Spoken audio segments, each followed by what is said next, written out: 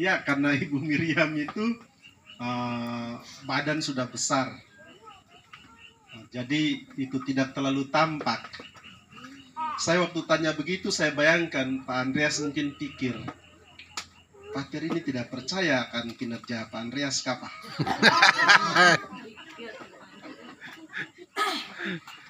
Tapi sungguh suatu kegembiraan besar muncul. Karena apa? Ya, bertambah lagi satu jiwa dalam kehidupan keluarga ini. Tuhan lalu menganugerahkan anugerah yang luar biasa. Ibu Miriam melahirkan anaknya yang laki-laki yang bungsu ini di hari ulang tahunnya. Maka saudara-saudari yang terkasih, menyaksikan karya Tuhan yang luar biasa seperti ini, itu sesungguhnya hidup kita itu tidak tanpa penyertaan Tuhan. Selalu ada momen-momen istimewa dalam kehidupan kita yang tanpa kita kontrol, tanpa kita jaga, berjalan bersama kita dan buat kita tak henti-hentinya memuji dan memuliakan Tuhan. Saya sudah seringkali katakan, keluarga Bapak Andreas itu hadir selalu dan dalam kegembiraan sukacita karena rahmat dan berkat yang mereka miliki. Mereka tahu untuk selalu bersyukur dalam kehidupan setiap hari.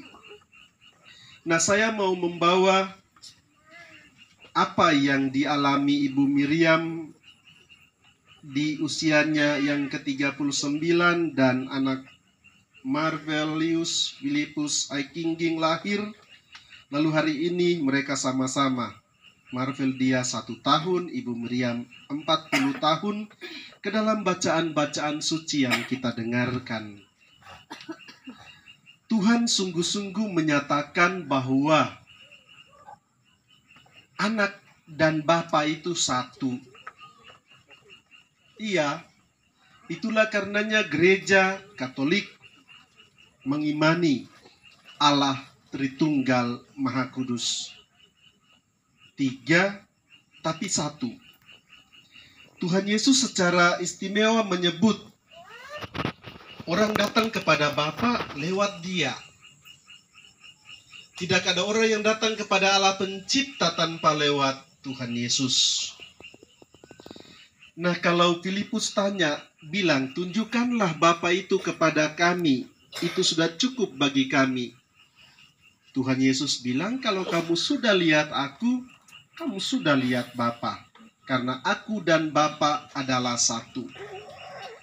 Setelah Tuhan Yesus menyatakan kesatuan seperti ini, kemudian di akhir Injil, Dia menambahkan apa yang selalu menjadi impian dan harapan kita kepada Tuhan. Bahwa doa-doa yang kita sampaikan sebagai orang beriman kepada Tuhan, Tuhan Yesus katakan, siapa saja yang berdoa dalam namaku, aku akan melakukannya. Siapa saja yang meminta kepada Bapa dalam namaku, aku akan melakukannya. Supaya Bapa dipermuliakan dalam aku.